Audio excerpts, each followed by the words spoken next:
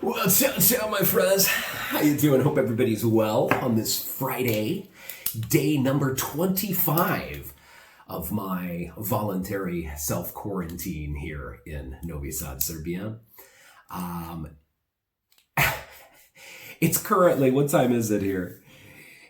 It is currently 7:45. We are in 3 hours in almost of our mandatory curfew that started at 5 p.m. today, and it goes till Monday morning at 5 a.m. So no going out tonight, of course, for me. I've been able to go out tonight forever. No going out in the morning for me, Saturday. No going out tomorrow, Saturday afternoon. No going out Sunday morning. No going out Sunday afternoon. All the way till Monday.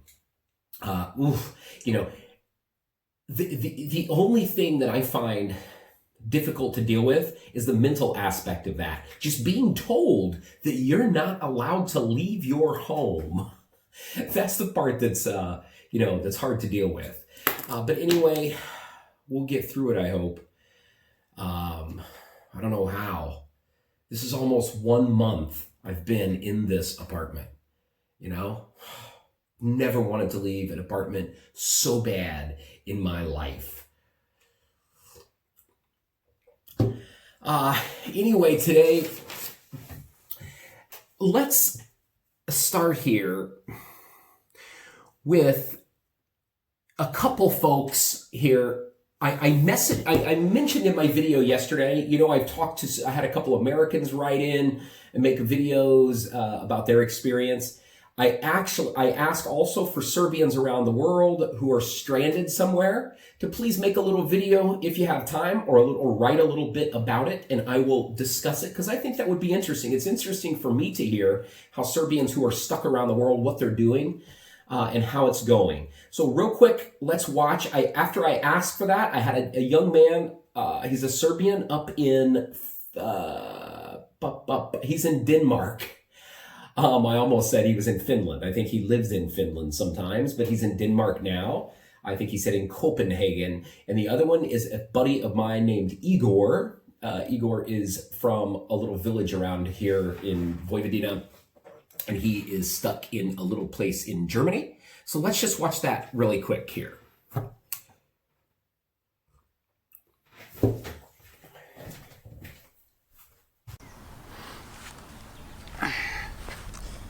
Hi everybody, hi Charles. Igor reporting live from Germany. I'm in Kassel, in the middle of Germany, in Hessen, and things are alright here in the city. Currently there is under 70 people infected. They're all being taken care of. The German government is doing a great job, so much that they are even importing cases from France and Italy. In Kassel, where I am right now, there are 3 patients from France.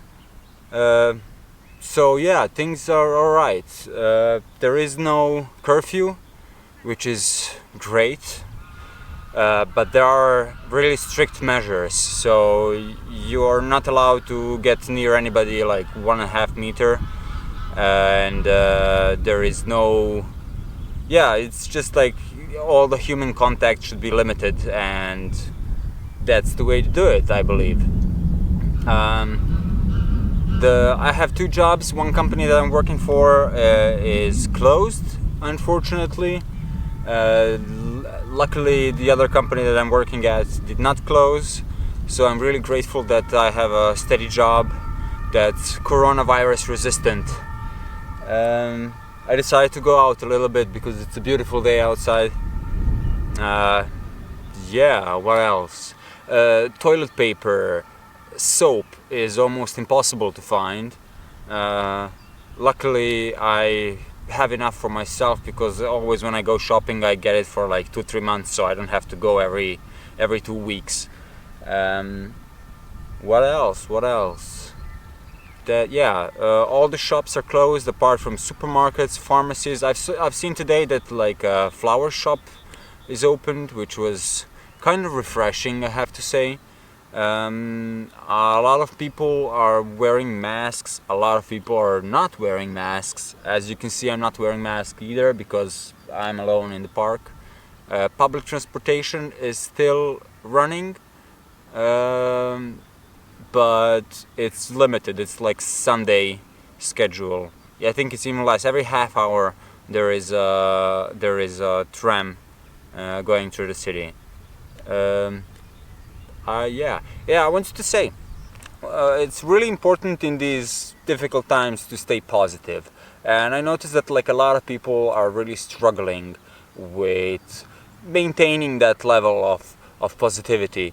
And what I found that really helps is every time when I feel trapped and alone or sad or whatever, I actually reach out to somebody, and I'm not being negative with my approach, like, "Oh man, I'm feeling bad, tra-la-la." No, I turn everything to a joke, and I try to make that person laugh and to make that person happy. And I found that by doing that, it makes, I just, my day lights up, and I get to feel a lot better. So, just, make somebody smile, and wash your hands, and all that jazz. I think that's about it. I hope you all doing well wherever you are. And thank you for your time. Stay safe. Bye bye.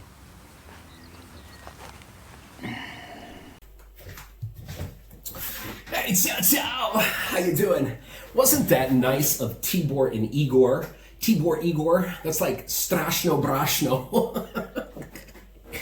Everybody always makes fun of it because I like to say the word brashno. In so many of the comments that I read, they're like, how come you always say brashno? I don't know. I just like the word brashno because it sounds like strashno.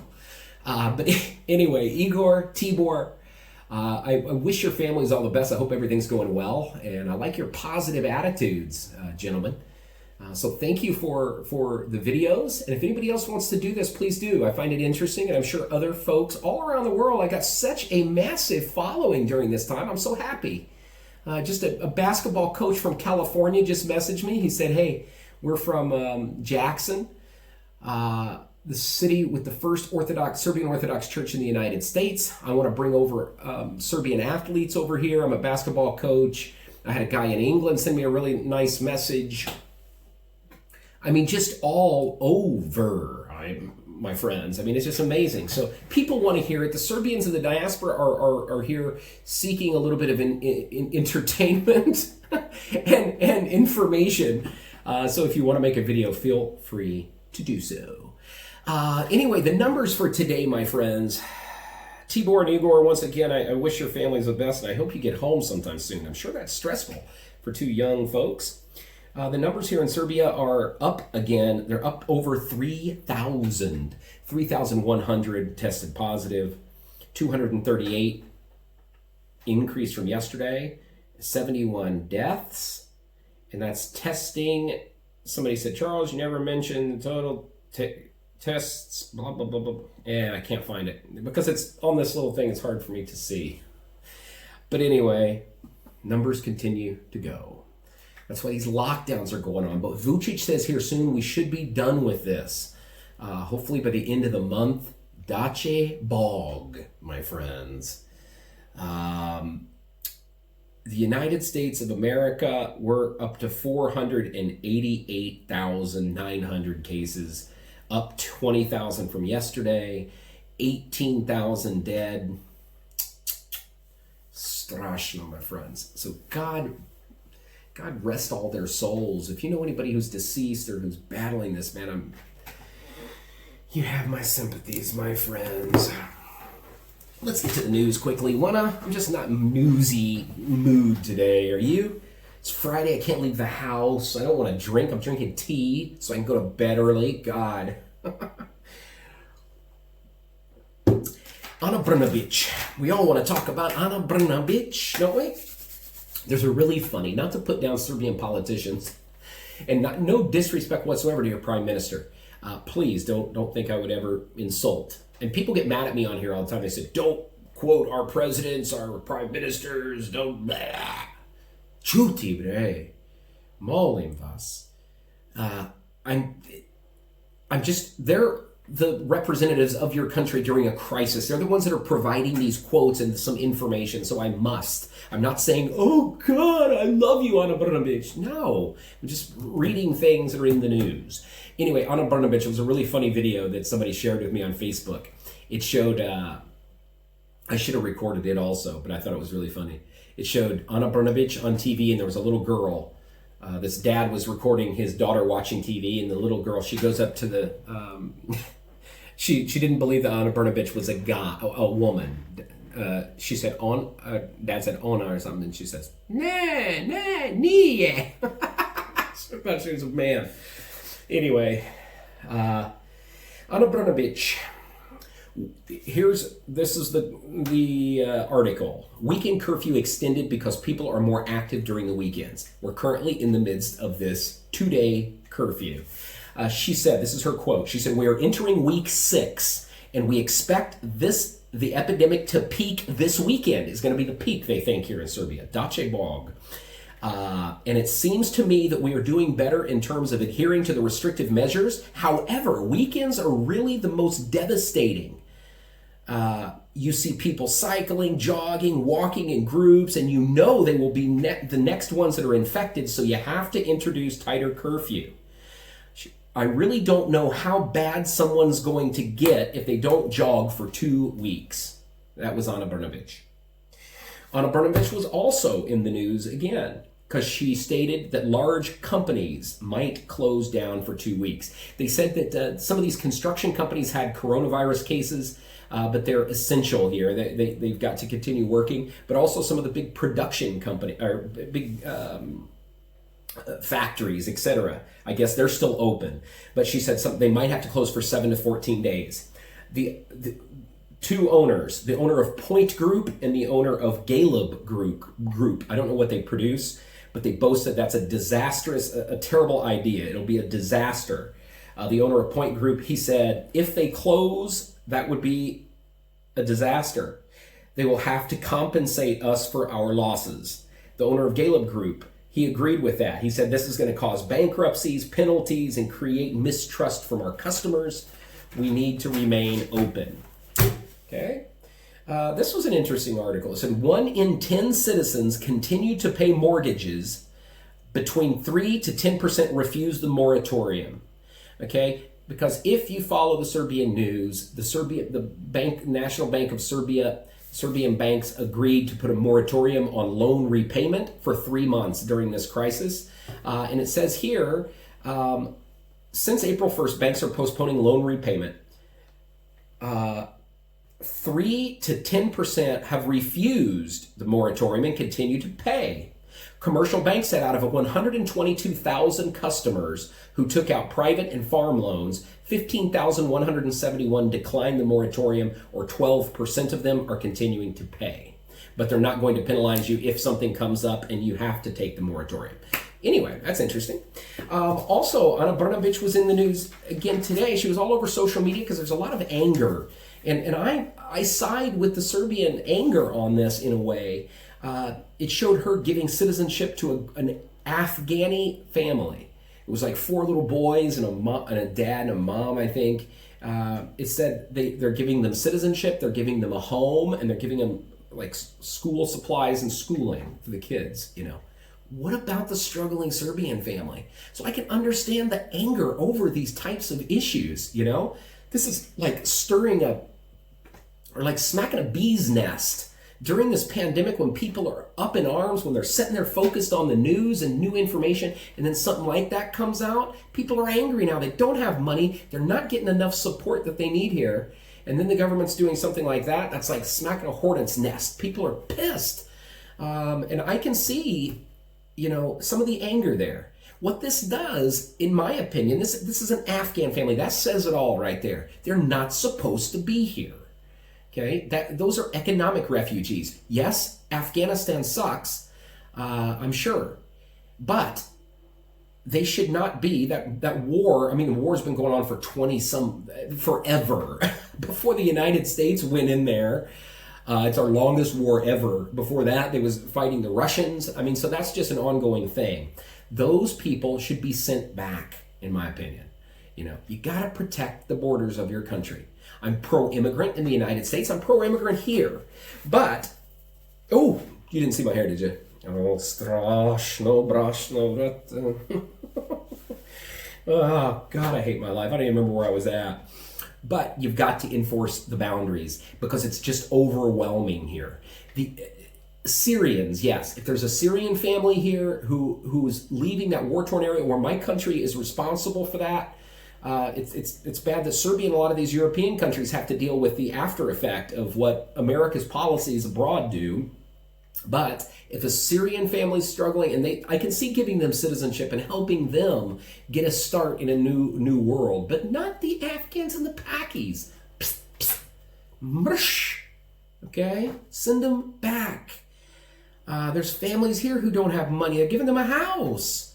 I mean, come on. What about this guy here, who's devoted like 10 years of his life to just helping, answering questions from Serbians, talking to ungodly amount of foreign people who are asking me questions, and I connect them to people to help do things, positive change here, and I also do a good job of motivating the youth here. I get lots of young people here. True story. I'm not patting myself on the back. Well, yeah, you know what? I'm going to pat my fucking self on the back.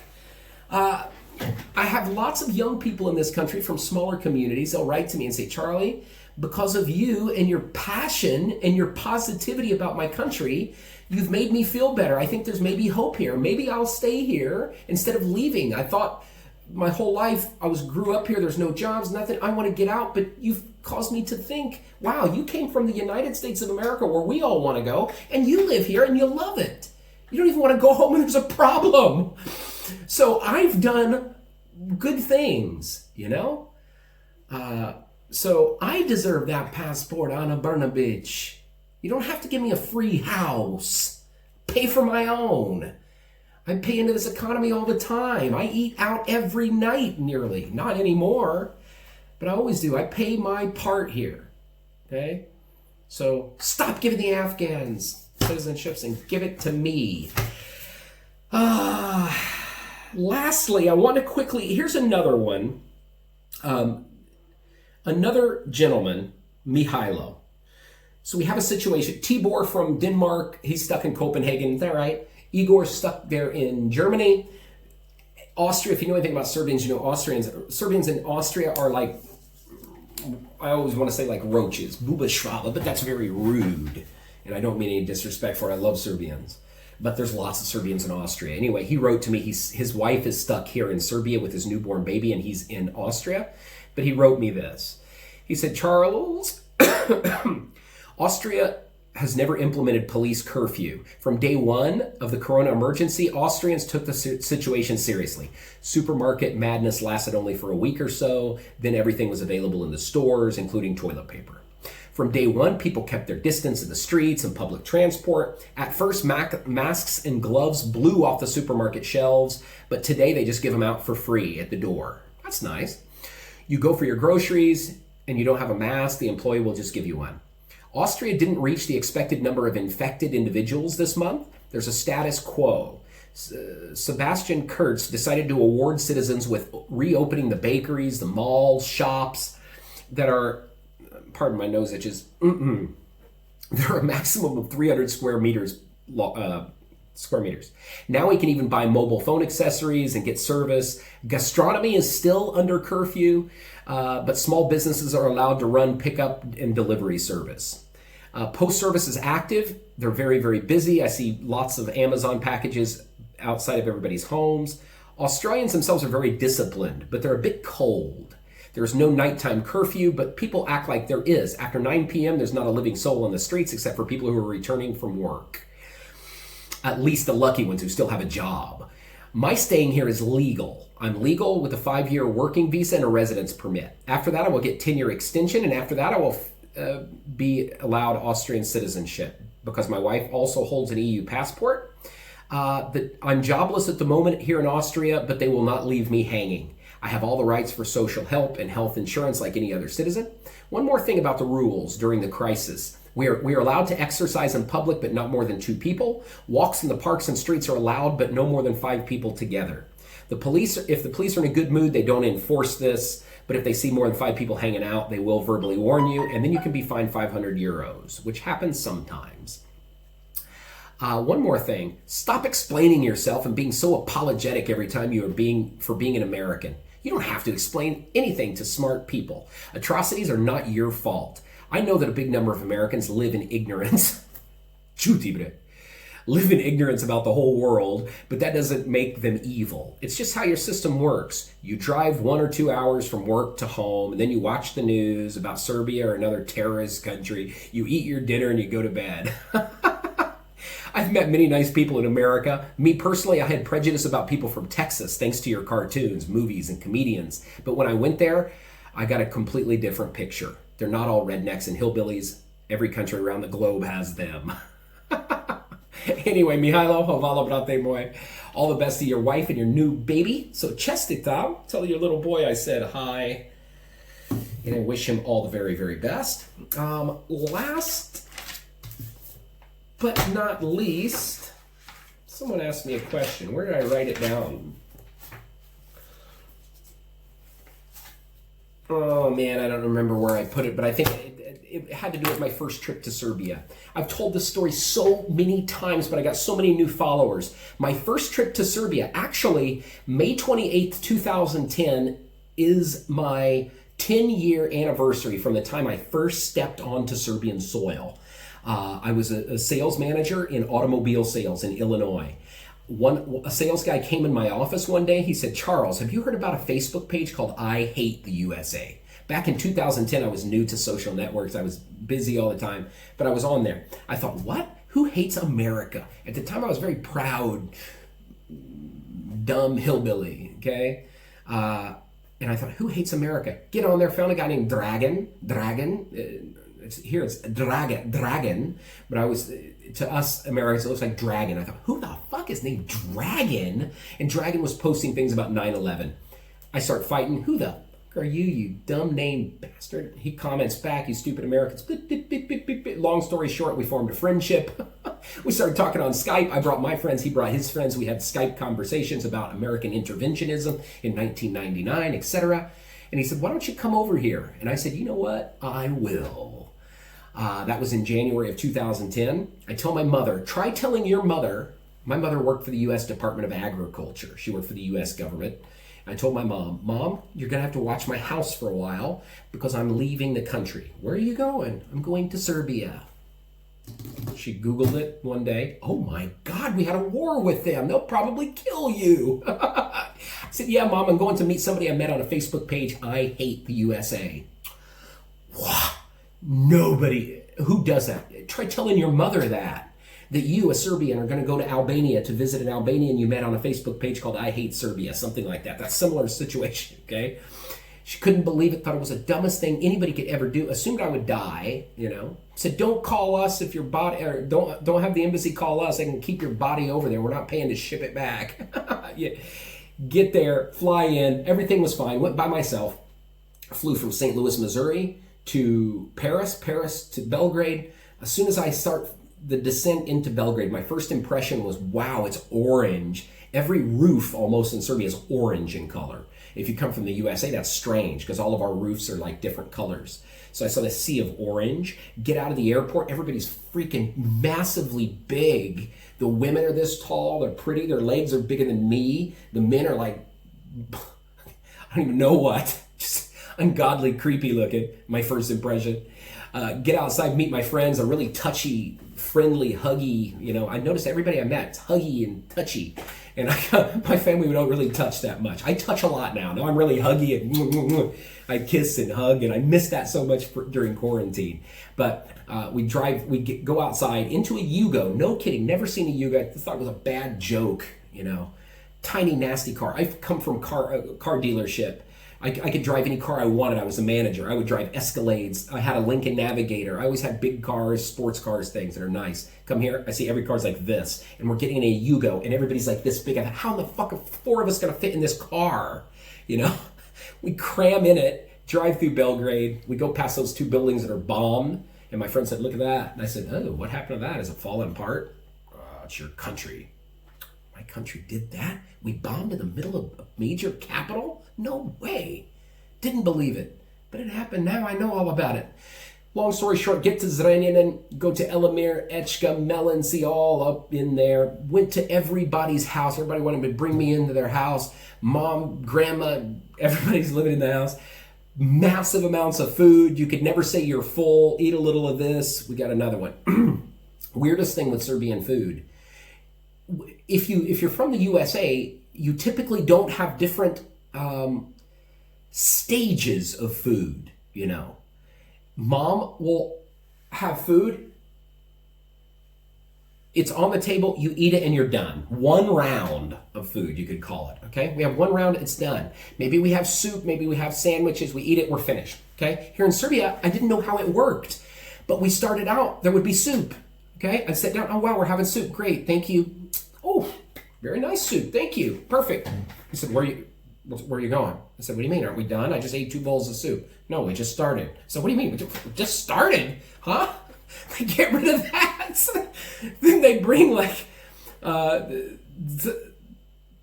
all the salady things and cheeses and all this stuff. I'm like, oh wow, this is nice. Oh God, that tomato cheese, all the sausage, Jesus, ooh, delicious. Good. Where are you going? We're not done yet. That's the other round.